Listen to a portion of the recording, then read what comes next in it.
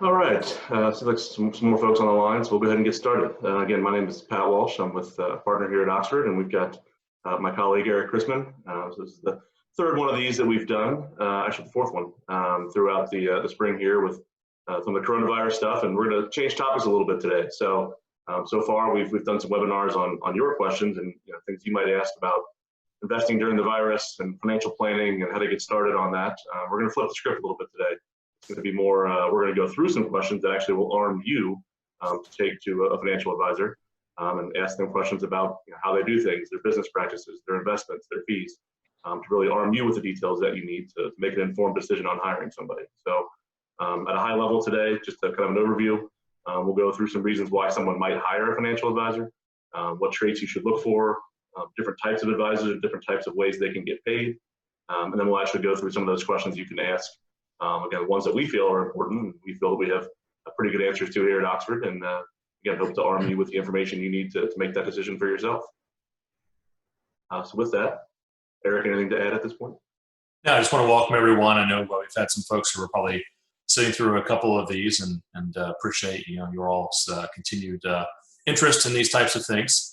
And as far as what we'll cover today, it's going to be more of a back and forth dialogue, just addressing some questions that come up, but also just sharing some things that we have seen that have taken place over the evolution of the financial advice industry over the years. And if you look at the things out there that are difficult for people to maybe get to full information on, I think finding a financial advisor is really one of the tough ones. You can call a complete stranger up and have them pick you up in a car and know that it's going to be a safe transaction. You know exactly what you're going to pay for that and where you're going and what the destination is. There have been so many innovations over time, and yet in the financial advice space, I cringe when I think about how difficult of a journey this is for the consumer to try to find someone that they can trust and know what value they're receiving for the money that they're paying.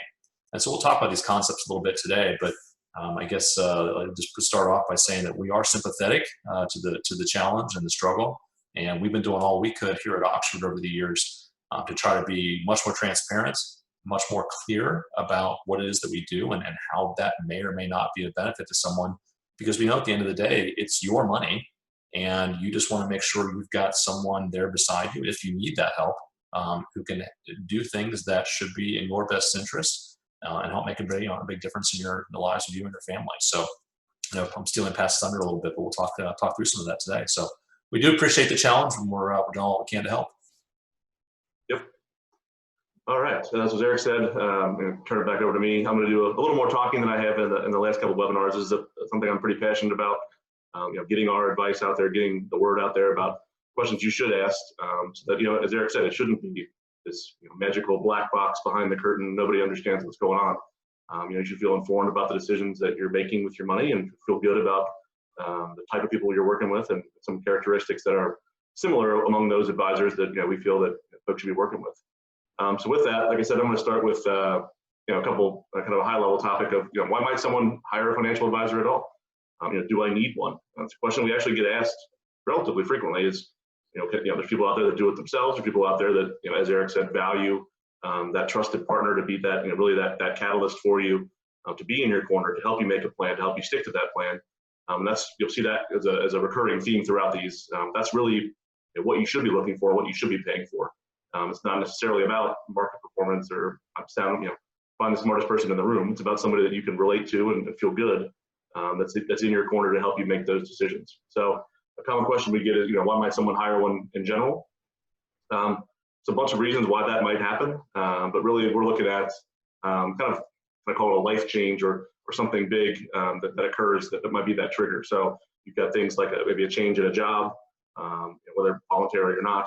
Obviously, with Corona going on, there's a lot of stuff out there that's been going on, and people might not have had an option there, unfortunately. So that's nearing and preparing for retirement, even changes in your personal life. So newly single, whether that's as a result of a divorce or somebody passing away, things like that. Financial windfalls and inheritances. I've got this new lump of money that's come my way. I'm not really sure what to do with it or how it fits into my plan. Starting a family, obviously that's a big change, and I've got 2 young children, so I know about that. And with that, starting a family and planning for college. Eric and I are kind of on not opposite ends of that spectrum, but on different sides of it. I've got a 5-year-old and a 2-year-old, so kind of that starting a family and starting to save for college. Eric actually has one child in college and one going very soon, so he's on the other end of that. And how do we pay that, and how do we balance that with everything else going on in our lives? So certainly, starting a family is a big one. Career change, I mentioned that, or even some things like special needs children and special situations. Somebody might say, hey, I've got this unique situation in my life with a child, somebody they're a guardian for, or even situation with a spouse. They might look to an advisor. So really, those big life changes are reasons why you might look to hire a financial advisor. And it comes down to what should you be looking for, and who do you hire within that process. All right. Pat, can you speak to us a little bit? I don't know if we, depends on everyone's journey through this, but can you speak a little bit to what has changed in the industry in recent years in terms of people's ability to, access more tools for what we'll call like do-it-yourself and investing, and maybe even do-it-yourself financial planning? They're kind of different things, but just give some perspective on where the industry has been and how things are evolving today. Yeah, that's a great point. So actually, the industry's made great strides in the last really 5 to 10 years on what Eric said, so availability sort of to the masses of financial planning and investments. There are two separate things, but the tools out there can cover both. So I remember, even 10, 15 years ago when I first started doing this, even the process that you go through of engaging with an advisor is so much better now than it was back then. There was this process of, yes, you need to make the decision to hire somebody, and we'll talk about some things that go into that. But even after you had it, you got this giant planning book about this big to fill out your entire life story by hand. It was like signing over a house or preparing a tax return. It wasn't a lot of fun for the client, and it wasn't very engaging. Again, to feel like you're getting into that partnership. So you filled out this giant document, then you had another meeting, and then you got presented this plan that immediately was stale. Essentially, you had your values in there, you had your goals, but it wasn't something live that you could log into and look at. Fast forward to today, there's obviously firms like ours doing work on that area, but even firms like Vanguard, Schwab, some of the big custodians, Schwab and TD, are putting out, that stuff's all digital now. So you can answer questionnaires online. The information gathering process is much cleaner, and it allows that plan to be much more efficient. So it can be done at a much lower cost now. Technology's really advanced that as well. So even just that ability to engage, update the plan on the fly, that's something we have really been using here a lot here recently at Oxford, is, again, getting out of the idea of that here's that stale plan. Well, client's going to say, well, what if I change this assumption? Or what if I want to retire a little later?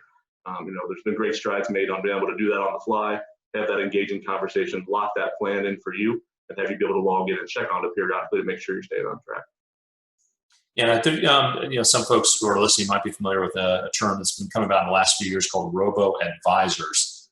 Essentially, what you can do is you can go on and probably do some questionnaires to answer a few things, and you can get a portfolio recommended to you, and you could even put those dollars to work and have that be invested and updated for you on a regular basis. And so, on the one hand, I think it's great that technology and then just dissemination of information across the internet has made people much more aware of and informed about, how do you tie your long-term goals back to some sort of a financial plan, which is great.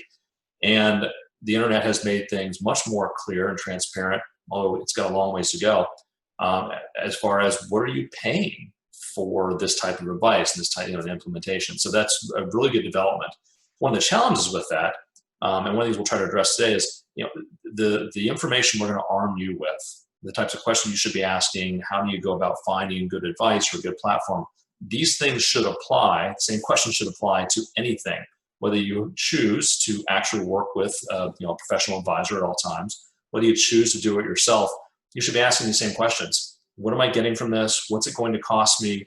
Are there any conflicts of interest or hidden things I should know about that might impact how I view the advice I'm receiving? And I guess the caution I will give you here is even things that seem low cost or free or unbiased, including the Robo Advisors, may not be completely unbiased. And if you really kind of look under the hood, you'll be surprised at some of the biases that are in there, even though the marketing materials make it sound like, oh, this is like free investing, and no one's got an axe to grind here. You need to know what questions to ask, and Pat's going to arm with some of those questions today.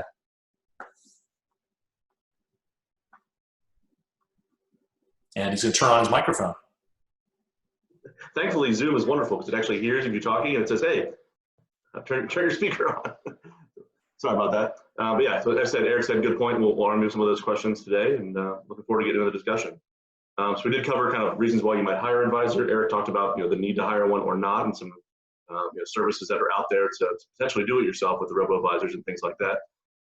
Next thing I want to cover is kind of what traits should you look for in a financial advisor. Derek mentioned a lot of these are out there.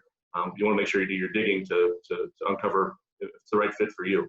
So one thing that we're big on here at Oxford that I think is we've been asked, why should we hire you? And that's up to us to display that value, as Eric said. There's really a couple things that I would say are key to hire any advisor that are really important to go through. So the first one is about fees. So there's a couple different things about fees that I want to mention. One is just that's the way the way that the advisor is compensated in general. There's really about 5 different ways that can happen, and we'll cover those a little bit later on. But Oxford is a fee-only firm, and I think that's a really good place to start when searching for advice. As Eric said, it's really been hard to uncover.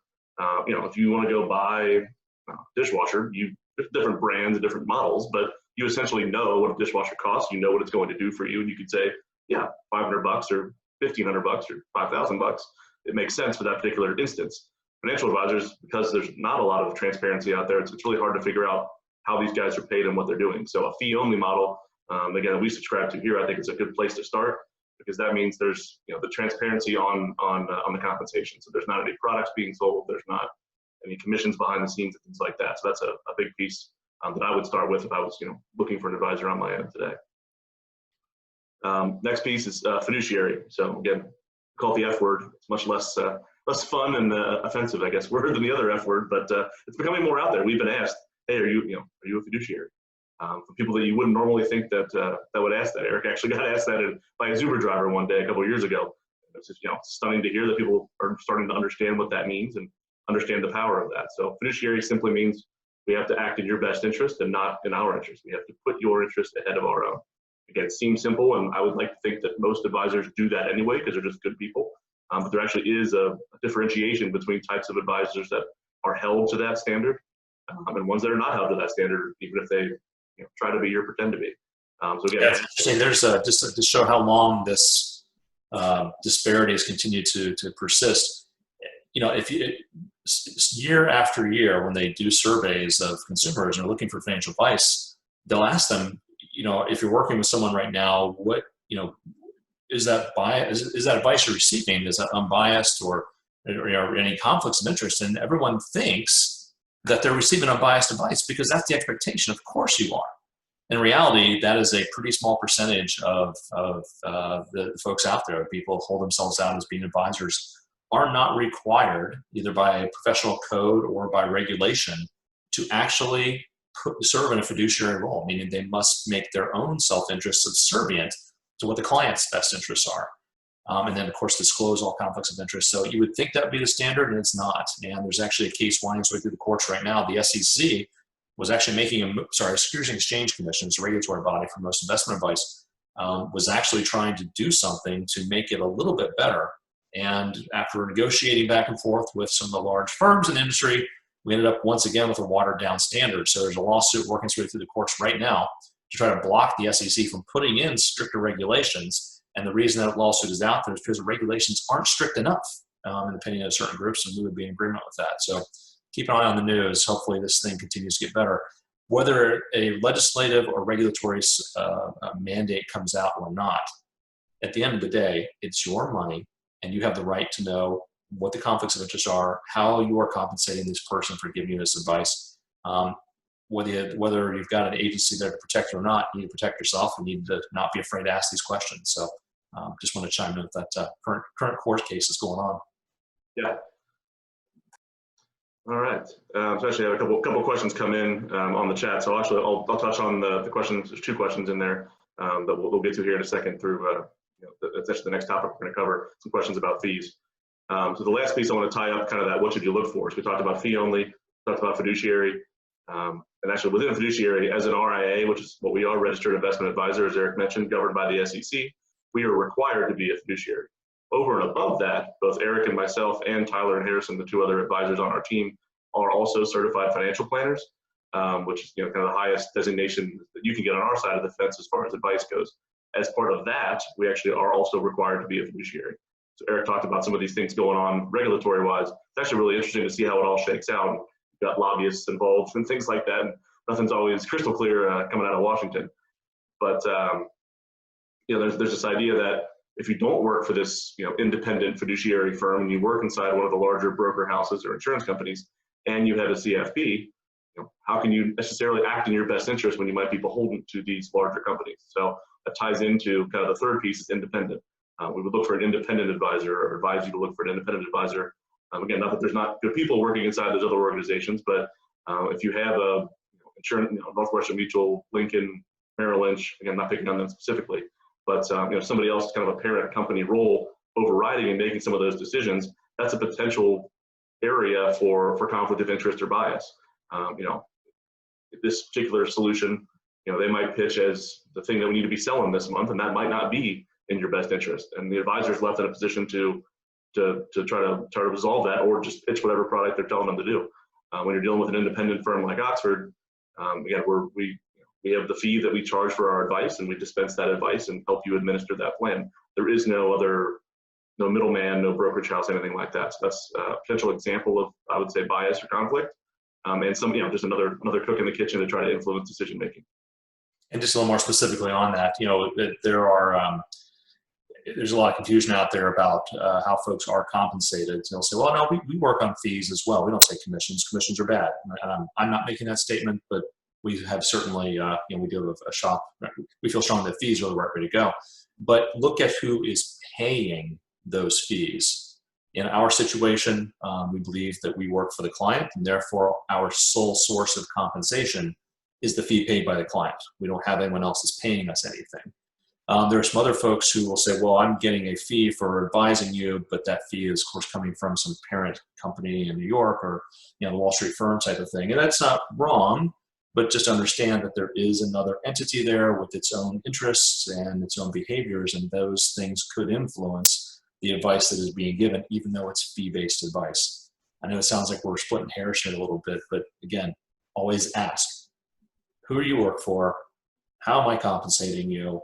And if you make a recommendation to me, do I know that you're making the recommendation because you know it's in my best interest, or is there some other influential factor in play here, such as, if you make this advice to me and 100 other people, do you get to go on a trip to Hawaii this year? These are good things to ask because that stuff still goes on out there. I have no idea how dispensing advice should result in a trip to Hawaii, but it still happens with a lot of firms. Yep. That was actually the example I wanted to give was, just the different ways you're paid. We'll talk about this in a second, but there's the fee for advice, which again, in our case for Oxford, it is based on an assets under management model. So our fees on our website, somebody did ask, what are Oxford's fees? Our fees are 0.9% on the assets we manage. Industry standard, which again was another question, it's probably right around 1%. There's some folks higher. We're coming a little bit below. Actually, I want to interject this. So Pat, surely this is required to be disclosed by the regulators, right? You would think, now wouldn't you? Would think. Yeah. How many firms out there? Not a number. I think you would figure this out. What percentage of firms out there are actually displaying their fees? Oh, I've never seen another one actually out there. I do know that if you take the independent piece and the CFP piece, and so in the fiduciary kind of combine those 3 points we talked about, it's less than 3% of advisors in the country. And within that, you're saying less than 3% of the advisors in the country are actually in practice serving as fiduciaries and putting their clients' interests ahead of their own. Correct. And then of those 3%, which is a shockingly low number, of those 3%, you're saying all of them don't disclose their fees on their websites? Not that I've seen. Obviously, for a document to be signed by the client to engage in the relationship, it's in there somewhere. But yeah, the industry's done a buried in this many pages of lawyer speak. Yeah, the industry does a very, very poor job of displaying what it costs and what you're getting for it. It's a simple value for fee, or it should be a simple value for fee exchange, and it's not, unfortunately. See, these are things that we already know, and yet just saying them out loud in this format, it's absolutely absurd. How is it not required that everyone out there holding themselves out to deliver advice, one, serves as fiduciary, and two, actually publishes what that costs? What a crazy idea. Imagine going to Amazon and saying, hey, whatever you're shopping for, and you just say to Amazon, well, I think I need this, or I should say it differently. Amazon just tells you, well, what you need is this stuff and this stuff. You don't want that stuff over there. And then they just, like, you say, okay, I guess I want that. And then you have no idea what it's going to cost you. You just order the thing, and I guess you have to pay for it, put on the credit card, and you have no idea what it's going to cost or if you're going to like it. Wow. Sounds like a great way to plan your whole financial future and your nest egg into this sea of nothingness. Yeah, so somebody actually asked a question. Wall Street, right? Yeah, really. I can understand why some people are so upset. All right, so the next section I was going to go through and actually did address, or it's going to come up with one of the questions that was submitted through chat was kind of what are the ways that advisor can get paid? So I'm going to go over a couple of those right now just to put them out there and say these are different ways they can get compensated, and got a couple different examples of why one might benefit the other, and it kind of ties back to this point we've been hammering home about, hey, let's sell this or a free trip to Hawaii, crazy things that are out there that happen. So there's really 5 main ways that somebody in our business could get paid. The first is percent of assets under management. So we mentioned that that's how Oxford operates. Again, our fee is 0.9% on the assets we manage. And it just, that small percentage just comes out every quarter. It's on your statement. You can see it. It's disclosed. You know what you're paying. And there is no lockup periods or anything like that. So if you decided that you weren't getting value for the services we were providing, you would simply end the relationship. Again, that's kind of how we think it should be. You shouldn't get upset with something 3 years in and have to wait for 17 more years to get out of the product. We'll talk about that in a second, but there's things that are out there that are like that. I mean, if I'm not satisfied, I can actually return the product just like I can in Amazon? Yeah, how about that? What a novel concept. Great idea. And no surrender charges to get out of it? No. But what about those annuities? Wait a minute. Can I get out of those? Or should I not? I wish you could. It's actually the second way you can get paid. It's commission from products sold. So Eric brought up an annuity. And I was going to remember, somebody asked kind of examples of bias or conflict. This is one that stuck in my head. So I actually used to work prior to Oxford at a larger insurance company that had annuities and products on the shelf. And I'll never forget this one. I'm not going to call it anybody specifically, but there was one particular gentleman there that had been in the business for a while. And his main goal was to sell basically one annuity a year because it would literally make his year. He wasn't trying to go out to serve people. He wasn't trying to help clients. He just said, if I can find one person to give me $1 million that I could put in this annuity, then I'm kind of all my bills are covered. So you really think that person is acting in your best interest? It was asinine. But the reason he said that was to compare 2 ways of getting paid. At the time, that particular product he was talking about paid a 7% commission. So not 0.7, not 0.7 or 0.9 like our fee, 7%. So if I went to that client and we built a financial plan and we set up a portfolio for us to manage around that plan, which is how you should do it, we charge that 0.9. In that example, that'd be $9,000. Again, that's still it's a good sized client and all that fun stuff. It's a lot of money. If he went to that same client and sold them that annuity, he would have made $70,000. So young or old, in the business, this particular guy had been there for a while and he'd established. But if I was 25 years old trying to make it in this business, which of those 2 options do I think I would present to you? I mean, again, I would like to think that most folks would do the right thing by the client, but that's the type of culture, I guess you could call it, that those places promote. But I'm sure if the guy had sold the $70,000 commission, I'm sure he would have worked for that client for free the rest of his life, right? Oh, absolutely. And for sure, 100% the client would have known, being facetious, would have known that he was paying $70,000. That's the other thing. When you sign, there's an annuity, in that particular example, there's an annuity contract, but within there, it doesn't say, oh, hey, Mr. Advisor is going to make 70 grand on this. It just says, the advisor compensated out of the proceeds. So again, just an example. So, commissions per trade, that's kind of the old stock, stock and bond guy, or even just mutual funds. Hey, I'm going to invest, $100,000, but 5% is going to come off the top. So commissions of any kind, whether they're on investment products or investment buying stocks, or they're on a product like an annuity or life insurance, things like that. That's another way they can get paid. It is almost impossible to figure out what the advisor is going to get paid on that. And if you ask them directly, which I would encourage you to do, they might flat out lie to you. They might not know themselves, or they're probably just ashamed of the answer and you're not going to like it when they tell you. So that's just get it out there, be transparent. The last 2 are really kind of just other types of fee arrangements. So again, we do the percent of assets under management. Other folks might do a retainer fee similar to how an attorney or CPA would do. So you're going to pay me X, just keep me around as your advisor and provide advice. There's no investment management or anything like that. Maybe it's baked into that, but you can just say, hey, it's a flat X dollars per year or X dollars to prepare a financial plan without any other ongoing advice on top of it. And then the last piece is an hourly fee. So there are some advisors out there that say, hey, I'm going to bill you literally like a CPA every time you call me. I'm going to mark it down. I'm going to run the meter, that kind of thing. Of that, I would say that the fee or the fee only ones, the percent of assets under management, and the two retainer or hourlies, those at least are aligned with the client's interest. Especially on the percent of assets under management, as the account goes up, you do better, we do better, that kind of thing. The hourly and retainer fees are at least fee only, but then you never know on the hourly guy, is he calling you just to run up the meter? Or, it would create a hesitancy if I was the client. Well, I don't want to call the guy because I'm afraid he's going to bill me. So why those modes are clear and they're transparent, they're still kind of just an icky feeling if I'm the client of should I call or not. Then obviously the product stuff is almost impossible to figure out. So again, not wrong and certainly not illegal. At least in most cases, we've seen some pretty fraudulent looking stuff certainly in the past. But again, that one, I don't know how you could argue that your interests are aligned or you're doing your client's best interest when you're not telling them really what you're being paid or why you're being paid. Again, that's a product sale. That's not advice. That's not, you might be getting some value out of the contract, but it's just a different model. Just one that I think is starting to go away or at least become more transparent. And as it becomes more transparent, the larger companies are realizing that the folks don't really like being in the dark on these commissions. So again, those are the kind of the 5 main areas you can get paid as an advisor, and that's that. All right, let's see if we have any other chat questions. I guess, yeah, before I wrap up the kind of the advisor get paid fee section, someone did ask what are all the different possible fees that someone could incur, which is a good question. And we've again tried to do a really good job of this at Oxford about being transparent.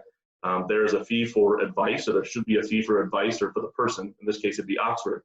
Over and above that, there's very likely a fee for what I'll call investment implementation. So you always want to be sure to ask the person that you might be working with, what are those fees and what are the differences between them? So some people think, oh, I just pay my advisor this and that's everything. That's not the case. You should be paying for advice, and then there's a bunch of different ways you can implement the investments. There's individual stocks, there's mutual funds, there's ETFs. All of those have a cost associated with it that you're also paying, again, to varying levels of transparency.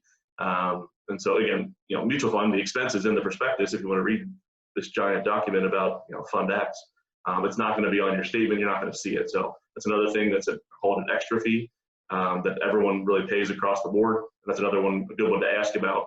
The advisor should be able to tell you the cost of what it's going to take to implement the investments. If they can't tell you that, or they say, hey, I'll go look it up for you, I mean, that's shouldn't be an uncomfortable conversation because it's another fee you're paying, but make sure to ask that as well. And just, and again, show you how just ridiculous these things can be. You have a wide range of fees depending on the type of vehicle being used. And so, some of the ones that Pat mentioned are certainly ones that I think people have heard, like, oh, I've heard of mutual fund, I've heard of stocks. In some ways, there's good news out there. The cost of trading stocks has fallen dramatically over the years. And the major custodians such as Schwab and TD Ameritrade and Fidelity have recently announced zero cost trades on stock trades, which is great. That's certainly a savings to the client. If you go into the annuity realm, though, you get the stuff is eventually disclosed. You can find the original contract and read through all the legalese that's in there. But we're seeing an annuity cost anywhere from, on the low side, 2.5% per year. And some of those contracts you can be pushing 3.75, 4.25% of the value per year. And on a well-built, diversified portfolio, if you're only earning 7 over the long haul and the annuity fee is 4 something, it's very difficult to grow your wealth when you got more than half of the gains are being taken back just as fees. And so sometimes these things are hard to get good comparisons on because different companies do put up various hurdles to make it difficult to get this information. So sometimes you got to keep asking and really push on those things to get to the answer. Now, we had another question come in. You kind of touched on with that 7% idea. Someone said, it's about what would you encourage to ask an advisor about their performance, or should that be a question that comes up? So Eric, you can add to this. What I'll say on that is, first of all, I would say an advisor that comes into that initial meeting just touting their performance and talking about performance and market timing and all that stuff all day. In our experience, that those folks seem to be a lot more interested in talking themselves up about how smart they are and less interested in a real relationship with you and building that plan and building the portfolio around it. So if somebody just jumps into that right away, I might think you might not in the right place as far as hiring that person. However, it's a logical question to ask. What can I expect from this portfolio? From an Oxford standpoint, it really our measure of really risk and performance depends on this concept we have called stability bucket and growth bucket. So depending on where you are in your journey, if you're in retirement taking money out, obviously you need to have a larger stability bucket to support that. And if you're 25 years old and you don't, then you have a less stability bucket. So the less you have in stability, the more you have in growth, and that growth part is what's tied to the market. So as Eric said, we would tell folks just broadly, a well-diversified portfolio over a 10-year period should do about 7% net of all fees and expenses. That's if that is appropriate for that person's needs. I think one of the things that is, again, it's a great question because it gets at some of the confusion that's out there from inside the industry. Mutual funds do a very good job of disclosing, here's what we have historically earned in this particular vehicle. And that's great. Problem is that one vehicle may, or more than likely may not, be the only thing you would need to achieve your goals. And so our role as advisors is really getting to know the client, understanding, all right, where are we trying to go? How far out is that goal?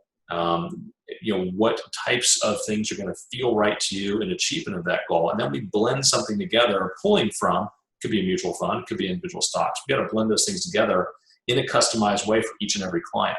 And so one of the challenges you get into is that with mutual funds, the Vanguard, Equity Income Fund, they will publish stuff because the SEC says they have to.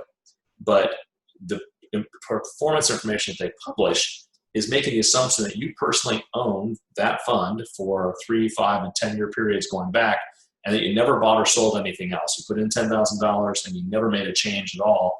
Then what is your ending value and what was your return from doing that? That's a fair number, and it's a very precise number. The problem is investor behavior rarely goes that way. You may have legitimate reasons that you need to do a withdrawal before the 10-year period is up or 5-year period. You are now going to have a different experience in your own investment performance relative to what the published performance is from that fund.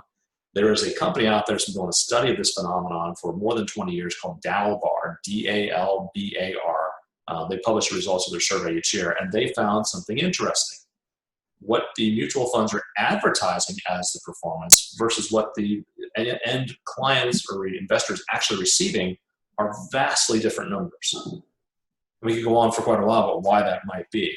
So you got to be careful with always looking at the numbers on performance, because it needs to be something that's customized for your particular situation, and recognize that your timing of your cash flows and the ins and outs might be quite a bit different than what the funds are advertising. At Oxford, we couldn't possibly share a number. So this is our performance number, because all of our clients have unique goals, and then we tailor a portfolio for each one of them. And depending on what that mix of investment vehicles is, will give wildly different results for each person. Yep.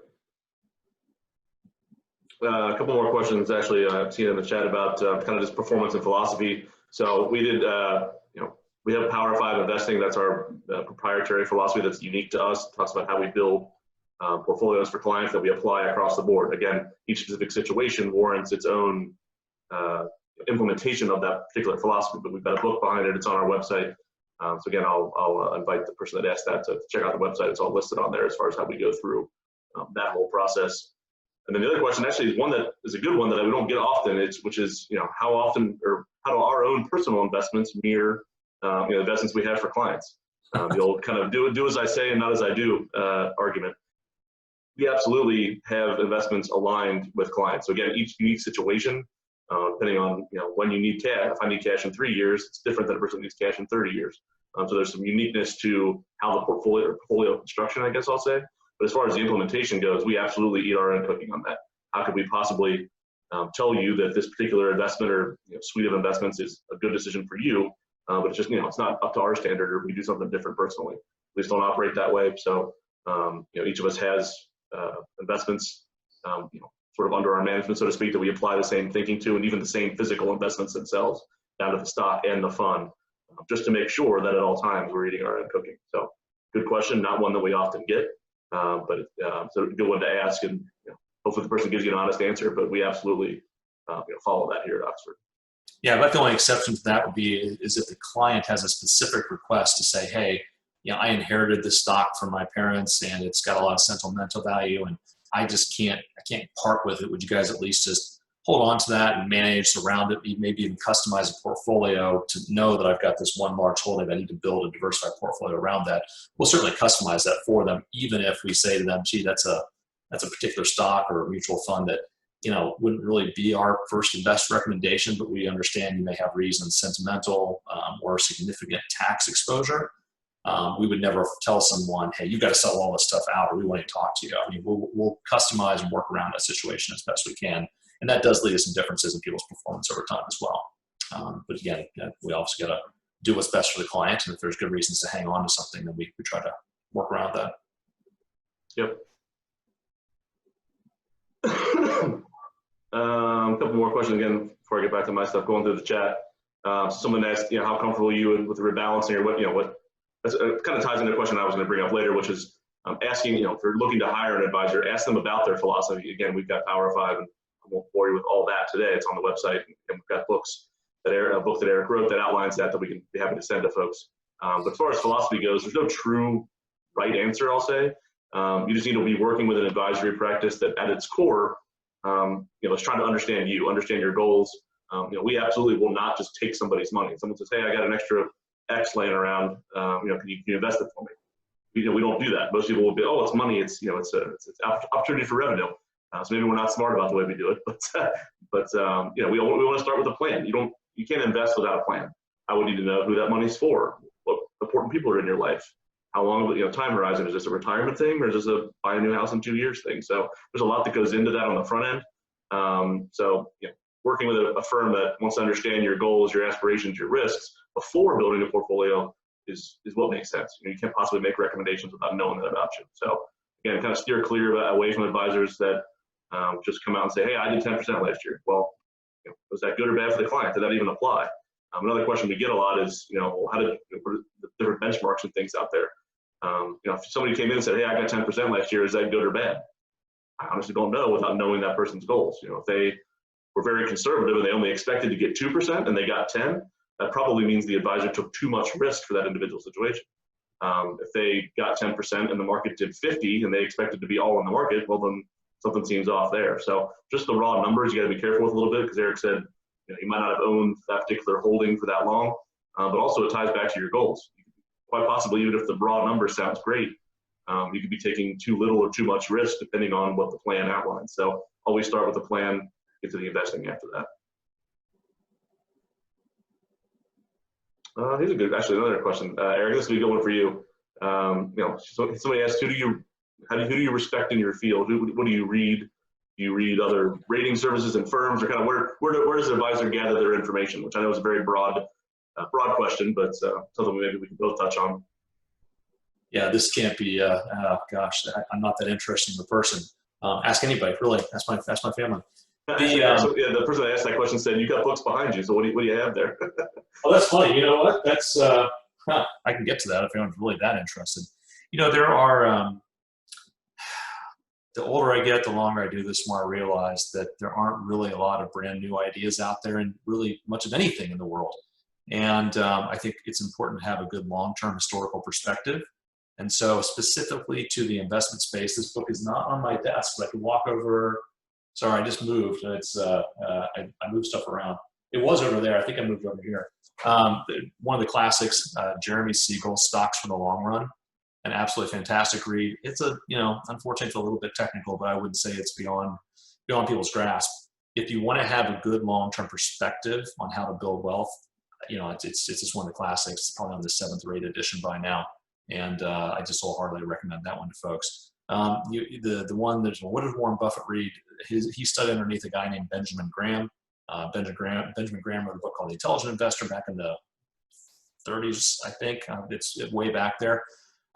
It's a classic as well. I wouldn't say it's a real fun read, and it's pretty dry and technical, but it has become the basis of really a lot of good long-term investment advice. So those are ones you can sort of take a look at. What's on my desk? You would think the stuff on my desk would be full of technical reading about the investments in markets, right? Top book on there is a book about Stoic philosophy. I start every day with this book. I read a passage out of that. The other couple of books that are sitting over there are some perspective on almost like a long-term view of our profession. What is it that we should be doing for clients versus what is it that most advisors do for clients? And advertising and telling everybody how great we are is really not what motivates us. It's really having a better perspective on how can we make a bigger difference in clients' lives? How can we be someone who partners alongside them to help them do what is in their best interest, and then keep them on track when those inevitable times come up, whether it's a global pandemic that no one saw coming and the market reaction to that, or get back to the late 1990s during the dot-com era when anyone who was preaching the value of dividend stocks, like, why would you do something so boring? I could be making a ton of money on these dot-coms. And, we had to be able to pull people back from the brink on that as well. And so that long-term perspective is mostly what's sitting in my desk over here. Yeah, a couple of things I'll add to that. So the long-term perspective, as Eric said, those books are written by a gentleman named Nick Murray. So there's another book that he wrote more for, so he writes a ton of stuff for advisors to follow. And again, we talked about what is your fee for? Again, if you ask an advisor what's their fee for, they might jump into performance, they might jump into all kinds of different things. Ultimately that was gonna say, so that book is more for the individual investors, Simple Wealth, Inevitable Wealth. So that's a good recommendation by Nick Murray, who's again, who wrote the other books on Eric's desk. So I was gonna mention that. We pass that out to clients pretty frequently. It's a great book about just the long-term perspective of the markets and how you stay in them and have the discipline to stay in them and plan around how to stay in the market. You'll be rewarded for that. Yeah, if you're really bored, there's this book. Saying, Yeah. So I kind of touched on it a second ago, kind of what is your fee for? If you ask an advisor that bluntly, then you might get a million different answers. Ultimately, really it's creating, we call it 3 C's at Oxford: clarity, confidence, and catalyst. Essentially creating a plan, building a portfolio around that plan, making sure you stay on track through market ups and downs. And that's really what our fee is for. That's our entire value proposition. About 20% of the fee, if you want to break it down, is about the plan, quantifying the goals, funding the plan, all that kind of stuff. The other 80% is really coaching clients to continue to work the plan through good times and bad.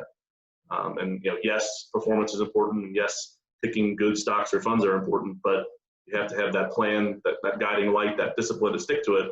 And that's a far more important driver of longer term success and longer term returns than, oh, you picked fund X last quarter instead of fund Y.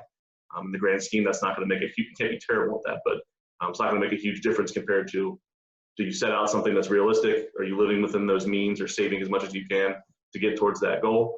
And are you sticking, do you have the discipline and the diligence to stay on that path when things like a pandemic come your way? Realistically, the market drops about 30% every 5 years on average. That just goes back to World War II. It's going to happen. We don't know what it's going to be.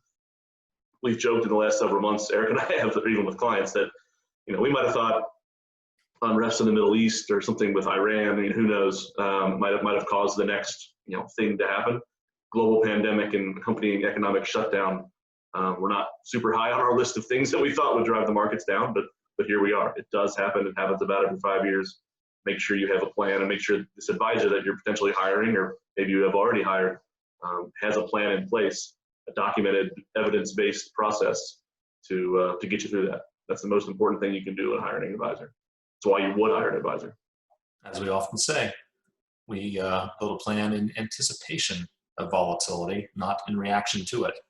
We know these things are going to come, and trying to predict them with any tradable accuracy is impossible. But if you have a plan built that will get through those rough seasons, then that's really the best way to do it. Be ready for it before it happens. Yep. All right. So again, back to some more questions you could ask an advisor. Talked about firm philosophy again. So different firms have different philosophies. The most important thing is that they have one. We've got Power 5, but again, knowing that the person you're working with has a track to run on to get you through these good times and bad is the most important thing. Different iterations of it. We have ours, and it's been proven for 25 plus years of firm history. So again, just having a plan is important. Financial planning services, I would ask about that. Again, I mentioned this before. The first C we have is clarity. That's the clarity that is delivered to you via a financial plan. So again, doing a plan or doing investments without a plan, just not something we do. So again, I would encourage you, if you go into a potential meeting with an advisor or your own advisor, and they only want to talk about investments and not the plan, you're probably not in the right place. So ask about the services they offer. Make sure that they fit your specific needs. Again, you might have it's interesting situations, special needs child, things like that, or even just something as basic as retirement education. There are firms that are niche that only specialize in college 529 planning and investing around that. We're broad enough to understand what goes into that, but that's not our specific niche. So you might have somebody that they're 85 years old and they want to invest for the long retirement, then working with an education only advisor probably doesn't make sense. So ask about the scope of services, make sure it fits and tailored to your needs.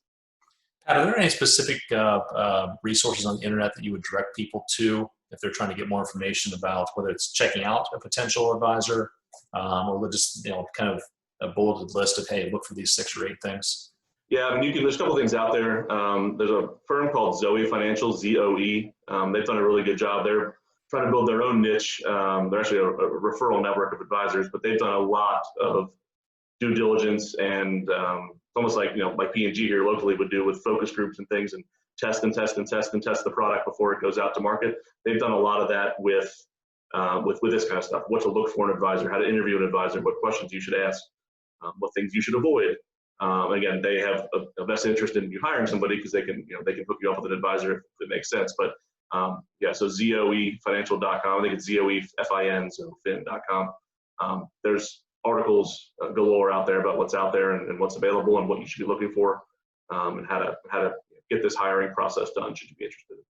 And then any government agencies that provide good information on? Yeah, the SEC. If you just Google SEC and then hire an advisor or SEC advisor, you'll get. They've got it's government stuff, so it's always very interactive, and there's things to click on and graphics. Standard SEC government. It's basically just a PDF that's just a really long list of things. But in there, it does talk about where to find.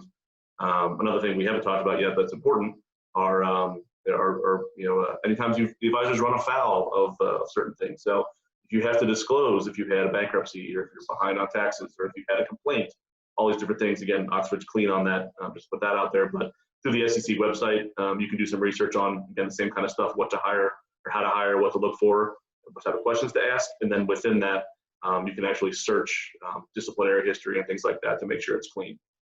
Again, not something you want to get involved with. Somebody's had a ding on the record, even if it's, they'll probably try to spin it as a good faith thing, like it was a temporary thing, it was a long time ago.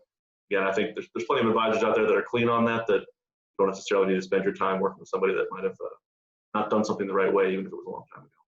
But I would really encourage people, anyone you're looking through, sometimes the process of doing the research can be a little tedious. The SEC has made this better over the years. You can type in the name of the firm, or you can type in the name of the advisor that you might be working with, and just get a background check on them. It needs to be better than it has been, but it's a lot better than it used to be. Yeah. I've got another question on the chat. It's actually kind of a good one, and I'll explain it from an Oxford perspective, and then maybe through kind of the other lens of how other firms might handle it. So someone said, is it smart to ask how an advisor is reviewed even within their own firm? What I'll say on that is we take a very team-focused approach. So any whatever performance question or something were to go wrong with a relationship at Oxford, it kind of reflects on all of us. We have consistent philosophy. We have consistent implementation of the plan. We use the same financial planning document. We use the same investments. We've got our own internal investment committee that meets monthly, and actually a little more later in the year as well, to build allocation and philosophy and things like that. But as a team, we are implementing the same stuff across the board. So any review, I guess, would kind of be a review on all of us because we're doing the same thing. We don't have advisor X investing this way, and he focuses more on tactical stuff, and then over here it's more fundamental stuff. And this guy's really good at energy stocks or whatever. Number one, our team is pretty small. We're niche. We've got 4 advisors and 2 support staff, so we don't have a bunch of people running around. But also, our advisors, the ones we hire, come in because they like our philosophy and they like delivering that advice to clients. So there's not people running all over the place. I would say that's a good thing because we're consistent in the message we're delivering, getting back to that firm philosophy type of deal. Within another firm, I think it probably is fair. If you're dealing with Merrill Lynch or Morgan Stanley or somebody with thousands and thousands and thousands of advisors, it is a good question to see maybe how they're reviewed or what their philosophy is or how much they're even allowed to deviate away from what gets disseminated from New York. So, although having said that, this idea, and again, the internet's been an amazing tool. Think of all the things now that you can research and get reviews on, whether it's a product, a service, a restaurant. That just, I don't go to restaurants anymore unless it's one I've been to before, unless I've read some reviews first and say, it's not just looking at the menu. I can look at the menu and see what they want me to know. I want to know what their customers think of them. Well, in a very strange twist that somehow the SEC has convinced themselves that this protects the public, we can't solicit reviews from satisfied clients and share those on the internet. We are legally prohibited from doing that. I know it sounds completely backwards, so it's odd though, but so you can't necessarily get a bunch of user reviews when looking at advisors. I really wish the SEC would loosen up on that. The SEC's concern is that somehow we as advisors would manipulate that and then create false advertising around our satisfied clients, which I know sounds backwards because that's actually what it should be. So again, one of those things that hopefully there'll be some regulatory evolution over time that makes it easier for someone to shop for a really important service. Yeah, as a compliance officer for Oxford, I'm on top of that stuff. There is some advertising loosening up the testimonial piece to make it more like a restaurant review or Yelp or things like that. Again, that's even attorneys and CPAs. Although they're they can deal in finances, they're not under the same regulatory law that we are. I was on an attorney's website earlier today, and it was all these great things, 5-star, blah, blah, blah. And it'd be nice to do that. Again, as Eric said, the SEC is worried about paying for it, and then you're paying for a bunch of fake people, and then the larger firms could manipulate that somehow. So there is some guidance that the SEC pushed through in February where they're looking at it more of an open mind, which I'll give them credit for. So hopefully soon, being able to say hey, Oxford's done a good job, or this is what they did for me. So that stuff can be published, which would be very informative for prospective clients. So certainly understand where the public is coming from on that, but unfortunately we got some regulatory hoops to jump through. Actually, one of the last questions I wanted to bring up is something that was just written in the chat. So it is a very fair question, or something you should ask, is how many families that particular advisor or advisory firm serves. There's all kinds of different studies out there about how advisor to client ratio. Again, specifically, we have 4 advisors on staff. We serve about 175 to 200 families right now. So you're looking at around 50-ish. If you broke it out, again, it's not 50-50-50-50, but if you broke it out on total, on the average, about 50. I would say that's a good ratio. If you get, again, there's different studies and different opinions on this. Much more than 100 per, and Eric could probably talk about this a little bit. Well north of 100 per advisor would be way too much. So if you had I was a solo practice and I had 250 families, I just know, just because all the things that go into it, from compliance, technology, marketing, all the things to manage a good firm, you'd be stretched pretty thin to do all of that and serve clients well and be present in meetings and things like that. So having said that, I've heard numbers as high as, obviously I think this is a lot of bounds, but at a firm I won't name, I remember talking to somebody who's like, yeah, I got 1,200 clients. I'm like, 1,200? How? Just do the math. We do an annual review with every one of our clients. It's a very thorough sit down. We reevaluate the entire plan, make sure if there have been any significant changes in client's life, and if that would reflect, would necessitate a change to how the portfolio is set up. We go through and we document all that. We have to do this long meeting. You'd have to do 100 meetings a month to take care of 1,200 families, and that doesn't even count holidays and vacations. You can't even do 100 meetings in a month. So obviously that's a little bit on the high end. But yeah, I think this idea of best practices would indicate that beyond 100 families per advisor is really getting to be difficult. So great question from whoever asked that one. Yep. All right. Last thing I want to bring up, and this actually is a sort of a new thing that came up even with the coronavirus stuff. So Eric, you want to talk a little bit about the special extra question we wanted to go through today about the PPP? Boy, you just when you think that the Wall Street firms can't trash their own reputations anymore. Obviously, we're going through some pretty unprecedented times right now in the country, and focusing specifically on the coronavirus and the government's response to that. We've never had a time where the government said, look, in order to save lives, we're shutting down the entire country. I mean, it truly is unprecedented. And obviously that's going to have some very painful near-term effects on people's lives, jobs lost and not being able to pay bills. And then you get this, kind of big, heavy-handed government response to the crisis. And, they're trying to move fast. It's not going to be perfect.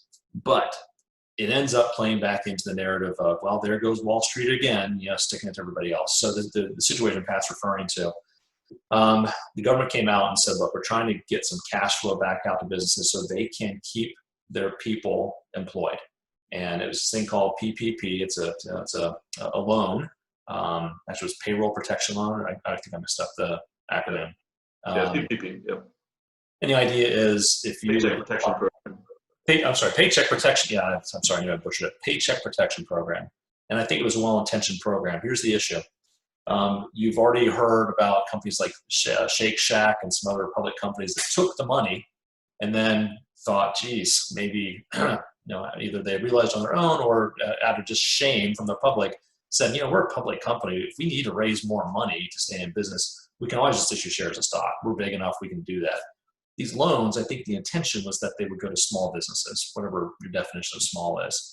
And this, and then the loans were basically forgivable. So I'll call it a handout. That's essentially what it was. As long as you used it for payroll, these loans never had to be paid back. So again, difference between intentions and outcomes. Some larger companies were getting the loans. The Los Angeles Lakers took a loan. Just crazy stuff. I mean, they sent it back. But even in the advisory space, there are articles now coming out about fairly successful people taking money from the government. And the concern I would have, and this is getting back to Pat's point, I would ask, if I'm an interviewing prospective advisor, did you take a government handout in the form of a PPP loan? I would just straight up ask, because apparently it happened quite a bit. And if you look at the words and the application, actually, Pat, do you have it in front of you? Yeah, so it says current economic uncertainty makes this loan request necessary to support the ongoing operations of the applicant. So understand the people who took these loans signed off, and it even says on the form, does it say something like under penalty of fraud? Yes, not perjury, or you're acknowledging it's not a legal document that you're saying, hey, I need this, basically. It's a felony. Yeah. It's a felony to lie on this form. So question is, if you ask an advisor, hey, did you take a PPP loan? First of all, they should answer honestly. But if they say, yes, I did, read the sentence again, Pat. What are they testifying to? Current economic uncertainty makes this loan request necessary to support the ongoing operations of the business. I need this money to stay in business. I need this government handout to stay in business. Do you want to work with someone who has to answer yes to that question? Whew, that's bad. So anyway, I'm just that was and it's in the Wall Street Journal today. There's some firms being named now as being recipients of loans, and anyway, I'll get off my soapbox about that. But these are the types of things I hate that you all have to think to ask this stuff, but you kind of have to think to ask this stuff. Just kind of give you something else you can run past someone if you're looking at working with an advisor. And in case before anyone types it in, no, we did not take a PPP loan. In case you can tell, but I just thought I'd make that clear. Yeah. So someone asked, I wonder if there's a public list of PPE loans. That's actually coming, or will be coming. So there's a bunch of newspapers or parent companies of newspapers suing, trying to bring legal action against the SBA, the Small Business Association Administration, for that exact thing. They want to publish in their local paper. Cincinnati has the Business Courier, but that organization has papers all over the place. You can believe that the media wants to publish all those names so that they can figure out who should have been doing it and who shouldn't have been doing it. So as they should. This is taxpayer money. We deserve to know where it went. Yeah. So they're actually suing under the Freedom of Information Act to get that exact thing published so they can run with it and rightfully shame those who maybe should not have taken it. So that's in process right now. I don't know how long it'll take to play out, but that'll absolutely become public at some point. And your advisor should not be on there. We won't be for sure. I know that. All right, I think we're up on our time. Coming up on the hour. So again, I appreciate everybody's time being on the call today. Lots of great questions, lots of good dialogue about what you should look for and things you should ask. As a follow-up, we'll have this video recording on the website here in the next couple of days, or early next week. And then we always send some follow-ups out again with a copy of that, as well as we've got a white paper on 10 questions to ask every financial advisor. So some of the things we covered today. In addition to the recording, you'll have a written PDF of that again you can reference in the future for when you go out to hire an advisor. So appreciate everybody's time today, and if you have any other questions, you can reach out to us. Staff@oxfordfp.com is our staff email address. We can address any further questions or want to schedule some time to get together, we can do that as well. So appreciate it. Everybody have a good weekend. Thank you all very much.